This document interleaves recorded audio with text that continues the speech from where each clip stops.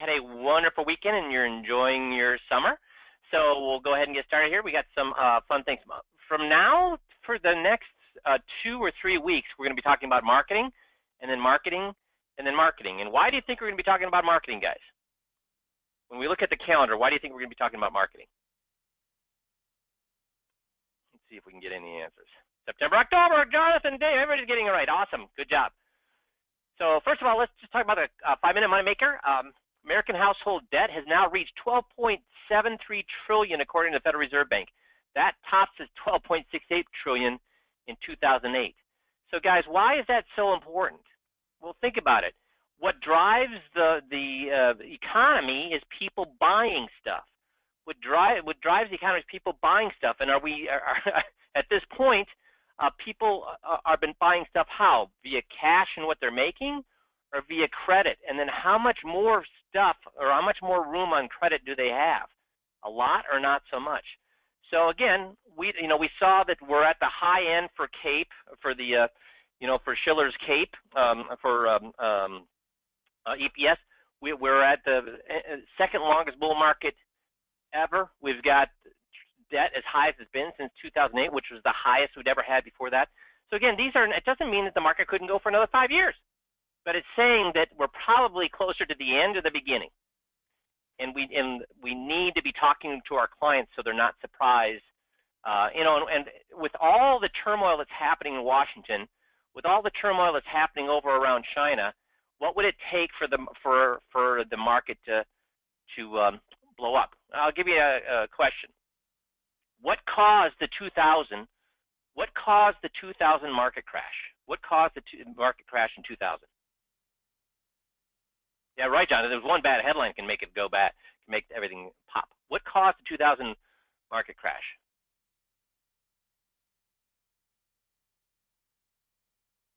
Nobody? Currency? Nope. WorldCom? Nope. Too much debt? No. 9/11? Nope. Tech? Credit? Mortgage? See, you're giving me all big reasons, except for WorldCom. That was close, Jonathan. So here's what caused, first of all, was the market overpriced in 2000 when it crashed? Was the market overpriced? Yeah, but it was overpriced in 1999 too, and it was overpriced in 1998 too, because it was the dot-com bubble. People were buying companies that had never made a profit. So what caused the 2000 stock market crash was this. Yahoo, and how much profit had Yahoo at that point? How much profit had Yahoo made in 1999, 2000? Zero, right. It was in debt. Yahoo bought Time Warner. How long had Time Warner been around, and how much profits did Time Warner have? Been around a long time and had a lot of profits. And that was the straw that broke the camel's back, where people said, you know what, I thought this was getting crazy, but that's the straw that breaks the camel's back. Yahoo, which is a brand new company that's never had a profit, buys Time Warner, which is a 75-year-old company that has tons of profits. This thing has gotten what? Cray-cray. Boom. Bubble pops. Bam, bam, bam, bam, everything starts going down. So can we predict that was the one thing that was going to blow it up? No. We never know what's going to blow it up until it's what?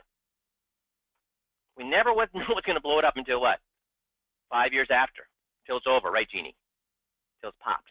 So just be cautious and make sure your clients are aware. And if you've got people with a ton of money in money management, now's the time to be doing that FIA presentation, guys. 5Q tape breakdown. This advisor has a client excited about buying a lifelong term care hybrid. So a lifelong, man, I guess it's Monday. A life insurance long-term care hybrid. Does he close it or does he trip up? So go back and if you're not doing your own 15-minute drill, make sure you're using our 15-minute drill. These 5Q tape breakdowns at least to be getting a little bit better every single week. Guys, if you're 2% better every single week, how much better will we be by the end of the year? 2% better every week, how much better are we going to be by the end of the year? 300%, exactly, Dave. So please do this. Oh, and can I make a comment? Some people get confused when I'm talking to guys. I'm talking because they're typing in answers, and where you type in the answers is in the question box. It's kind of weird. You're typing in your answers in the question box, so that's what you're doing. So some people get confused on that. So please, I want to watch this video because I'm going to make a point here. So let's watch this video. And it's a little bit choppy, but you'll get the drift. Let me see that. A Dissipation Trophy.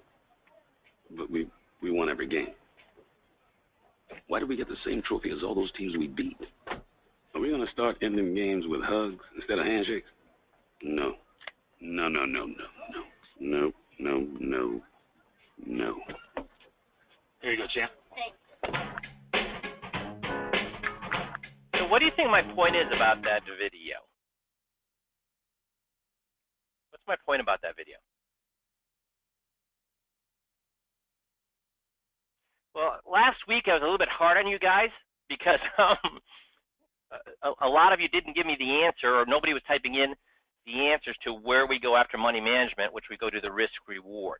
And I was getting irritated with that. And we did, I had a lot of guys say, thanks, Mike, for jumping on me. But we did have some people who got a little upset saying, why is Mike, and of course they didn't come to me, and I get it. Guys, if you want to bitch about me, I'm cool with that. So, but Jerry, you did get a couple of guys that were a little bit sad because they got in the call on Monday morning because they want to start out the week with a rah-rah session and to get them going. And I get it. That's a great way to start the week, to have a very positive, upbeat message to go out and kill the week. I totally get it.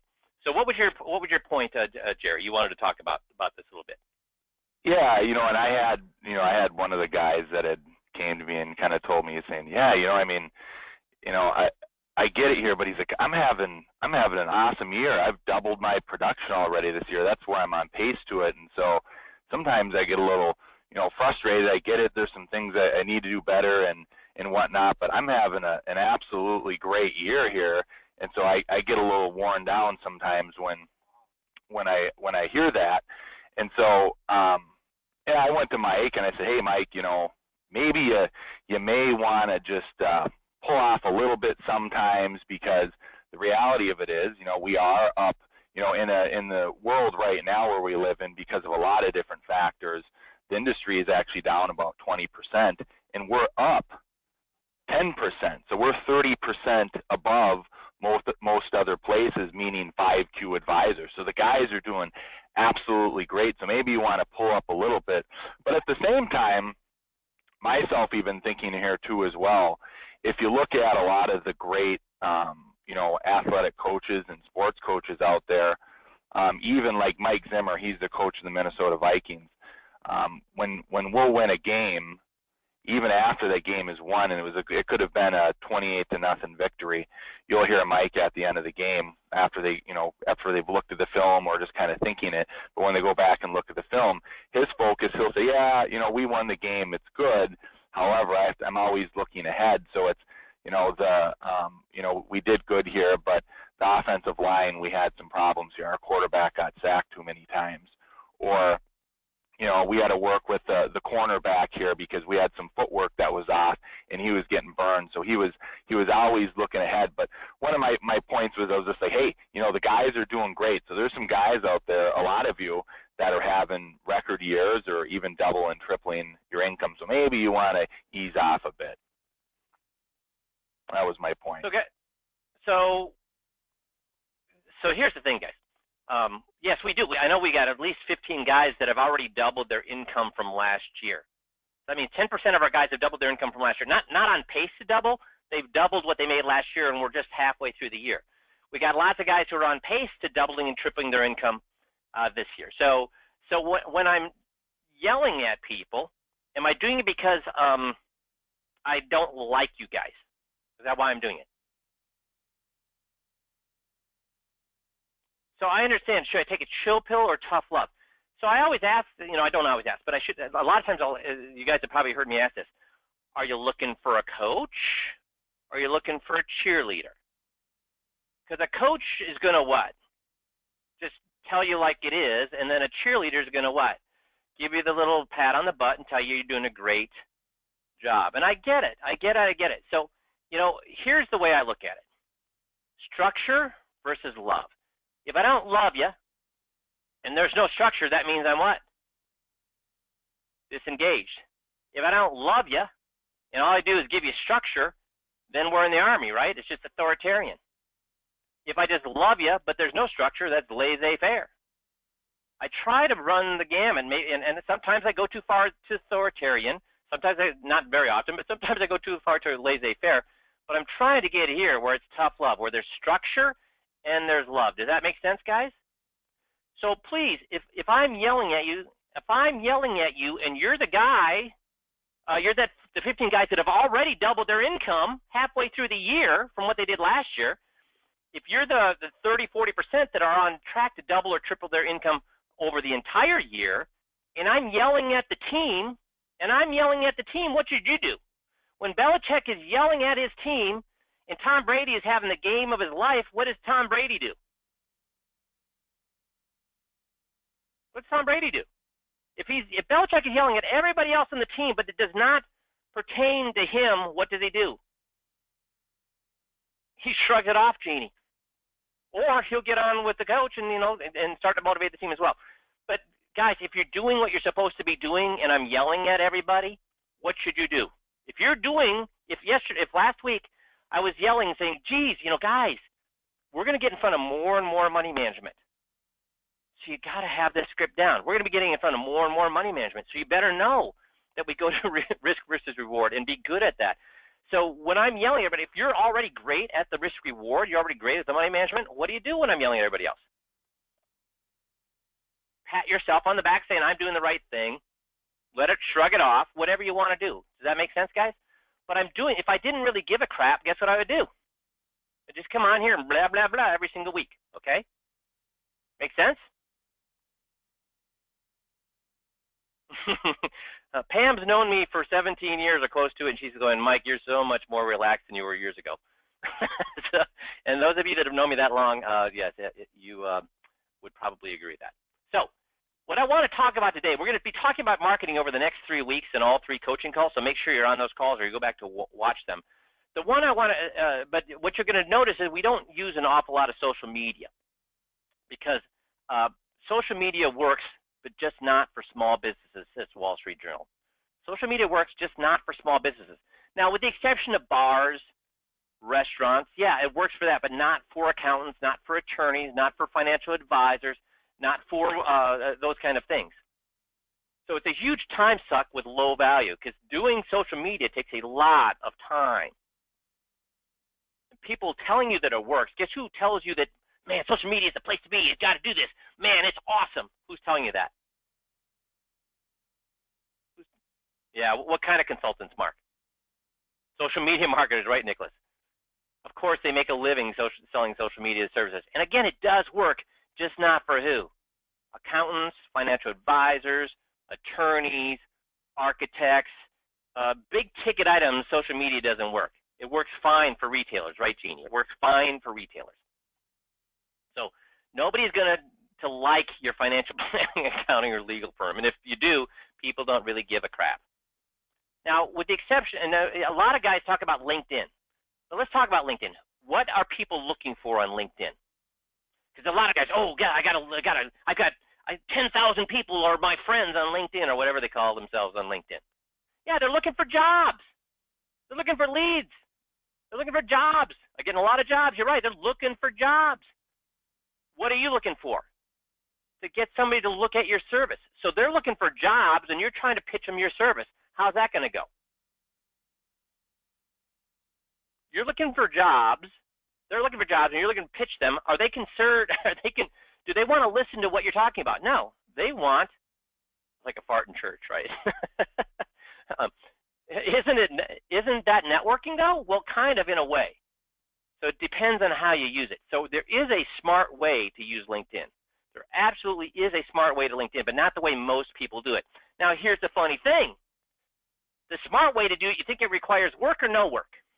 The one reason people love LinkedIn is they think, geez, if I keep linking with all these people and keep getting more connections and I'm going to, no, I got 10,000 people. This is awesome, blah, blah.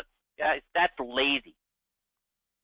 To use LinkedIn correctly takes a little bit of work. Not an awful lot, but a little bit of work. There is a way to make it work.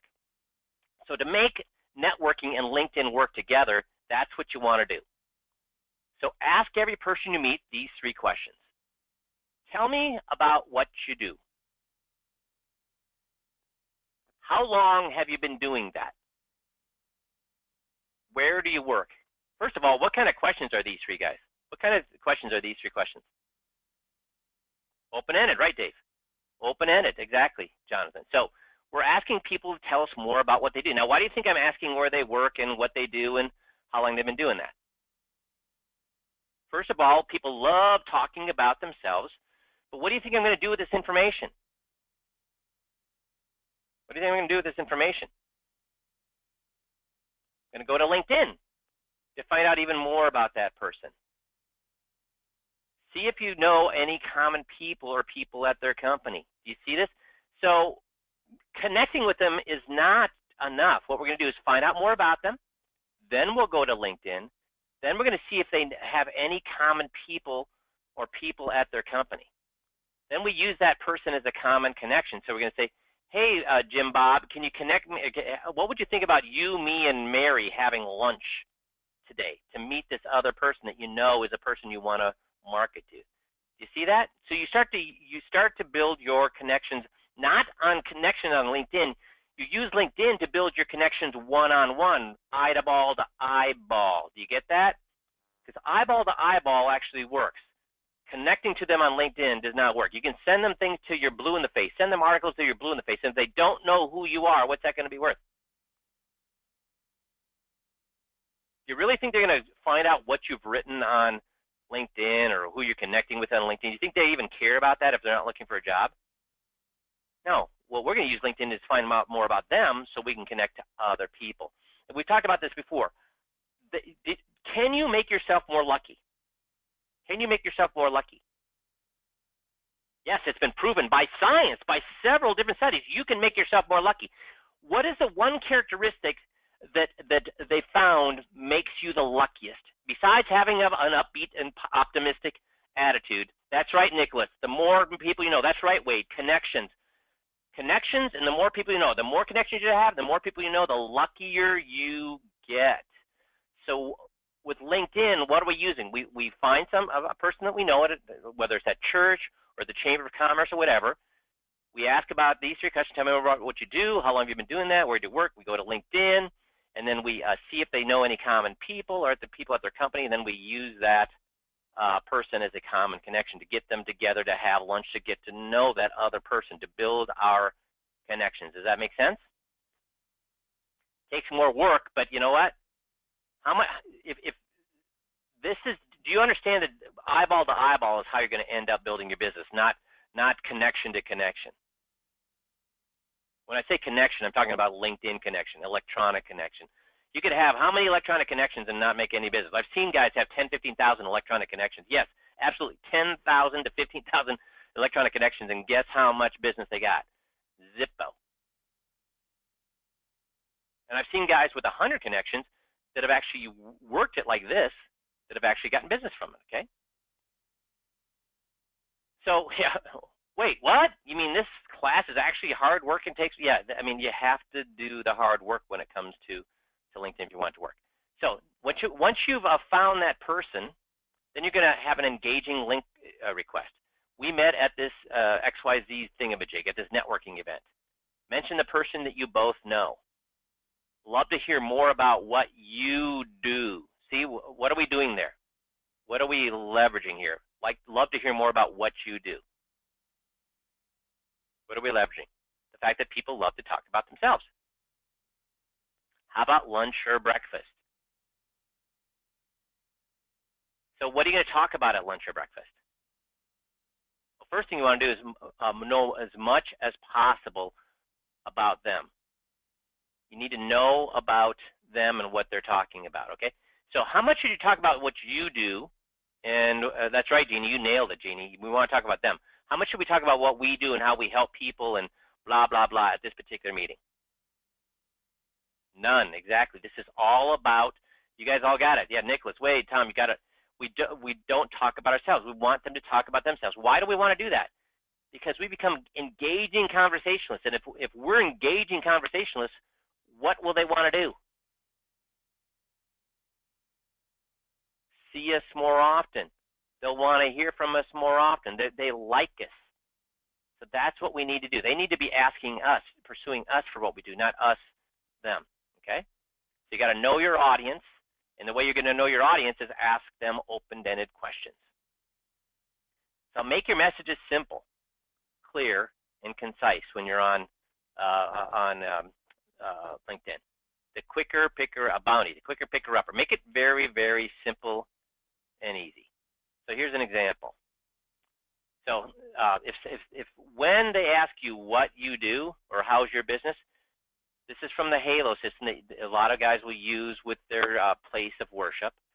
So when they ask me how's business, what do most of us say? Great, fantastic, it's awesome. No. You say, surely, start out with it's great. But they say, earlier this week I worked with a couple that had retired and was able to get the tax they pay on their investment income down to 1.5% tax rate. And you ought to have seen their face. I mean, I walked through, I had to cut their tax by 90%. It was priceless. Boy, are they happy campers. It's a shame. So when you do this, guess what? What are they starting to think? They want to know how you could do it for them. Now, are you pitching them, or are you just telling them a little story?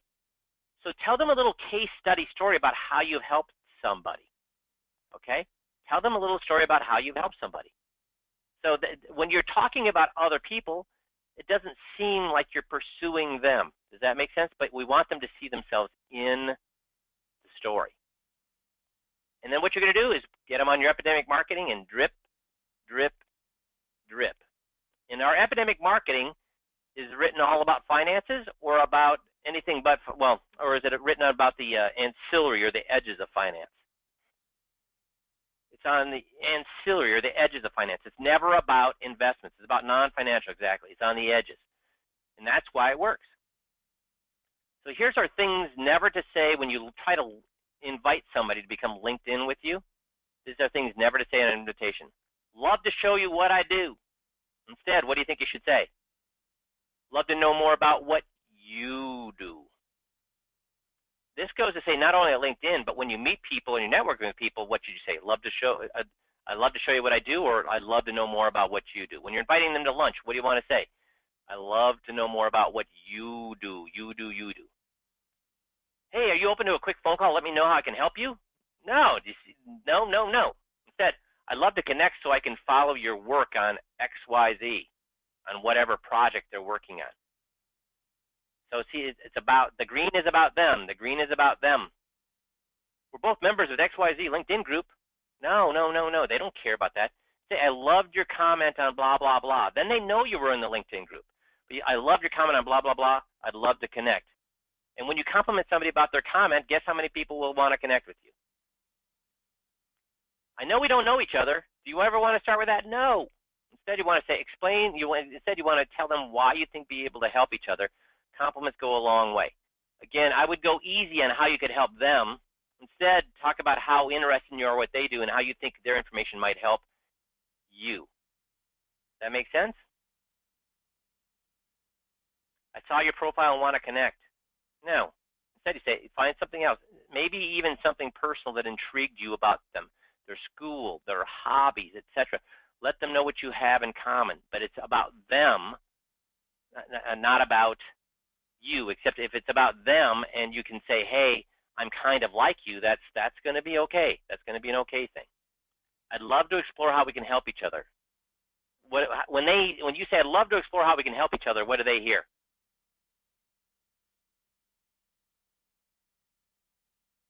Sales, exactly, Jeannie. About how I can help you. That's right. Again, tell them what in their profile intrigued you. What about them in particular? It shouldn't be anything about you and what you can do for them. I'd love you to add you to my professional network. You can imagine. Guess how many of these I get on a weekly basis? I get about one a day. How many of these things do you think I connect with? How many of these things do I? Zero, right, Jeannie? Right, Dave? So anything except this. Why do I want to add them? I'm not looking for as many links as possible. I'm looking for links that could actually help me in the future. And building a huge list that really have nothing to do with me or really no value to me, I'm not going to do that. So one of the things you can send to them or in an email. Remember, we have all of these free. This is from the eye-to-eye bonus gifts, but you can use these eye-to-eye bonus gifts for other things. So we have all of these gifts that you could send to people as a value-added thing. Hey, thought you'd be interested in this. Do you think people are going to be sad if you send them a free gift? Do any of these things pitch your product? Do any of these things pitch how great you? This is just non-financial stuff that'll say, "God, this guy's full of what? Value." This is how to pass on what's really important. One of the things that I want to make sure you guys realize that we have available to us. This is about ethical wills. What is an ethical will? An ethical will is, in wills we talk about how to pass on our things, how to pass on our money, how to pass on our antique shotgun, how to pass on grandma's rocking chair, how to pass on our things. They're right, Mark. So Mark called it. What the ethical will is about is passing on values, what you believe in life. So this is a fantastic document to make you look different from everybody else out there. And how many advisors are talking about ethical wills, do you think? Lots or not very many? Yeah, I would say no one, most likely. So make sure you understand that tool is available. But all these tools are available for them, and they'll think this is great because people love getting free things. And how much does it cost you to send them this link? Absolutely nothing. So just as a reminder, when you've mastered the scripts and the motive, and what should you be working on this summer? How close do you want to be to Wade's? Remember Wade here from a month or 6 weeks ago? His skill level? How easy was it for him to get the clients to say exactly what they wanted, what they were supposed to say?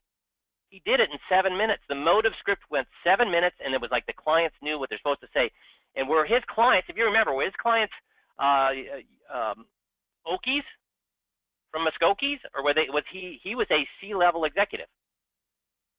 So he was no dummy. That was a good client. Remember, and that client, did they want to work with Wade? No. Remember, they told him why they couldn't work with him because they had all their money in junk bonds, and they were saying, if you can't give me this higher interest rate, I'm not going to work with you. And he still took him through the process, and at the end, they said what? They loved him. So you should be working on these tutorials during the summer so that come September, October, when you start marketing, you got these things down, because that's not the time you want to be working on your scripts and motive. Make sure you're doing your daily practice of your 15-minute drills, which is where you're going to be working on your GOTS. Pay attention to those 5-minute money makers. Pay attention to those tape breakdowns, okay? Because when you do that, how many clients are you going to bring on? How many clients are you going to bring on? This one I want everybody to answer. Every single, so I got 5. Come on, guys. Everyone you want, that's the best answer. Everyone. So I will tell you that I had not a conversation, but one of the other people here had a conversation with one of the guys, and they were saying, you know what? One of the reasons I don't like being on the calls is Mike's always preaching, learn the scripts, learn the scripts, learn the scripts, learn the scripts. And you know what? I love the 21-point checklist, but I do just fine with I don't like doing the scripts. I'm doing great with just with the way I do it.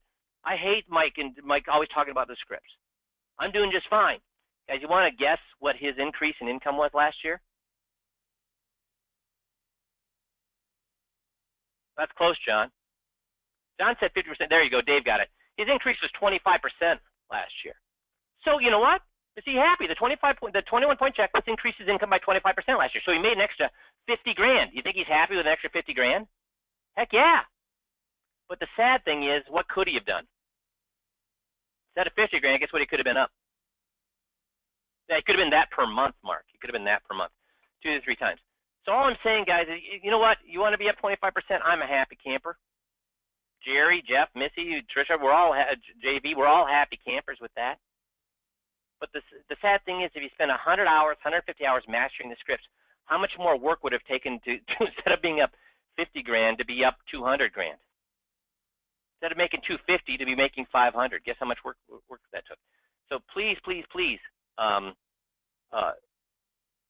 invest 100, 150 hours this summer And you should get these scripts down so you get them down. You can't get them, or so you get them down right, or until you can't get them wrong. Can't get them wrong. Because here's the thing, and one of the things that I was talking about, that it's so important with one of the advisors last week that I was talking about, was that should you be worried about the script when you're actually with the client? Wade, you got it. Jerry, you all got it. No, you shouldn't. By the time you get to a client, you can't be worried about the script, because then you don't listen to the client because you're worried about what you're going to say next. So you want to have that script down so well that you can relax and not even worry about the script when you're with a client. And that way you can listen to the client. It has to be second nature. Exactly right, Dave. Does that make sense? So we got done at half the usual time, and I guess after last week's my orneriness last week, I'll cut you an easy practice this week, and we'll cut it. So please, guys, know that when I jump on you, it's because I love you guys, and I want, you've got the ability to have an ATM, make as much money as you want if you invest the time and effort. Make sense? You guys have a great rest of the week, and we'll talk to you all next Monday. Thanks, everybody.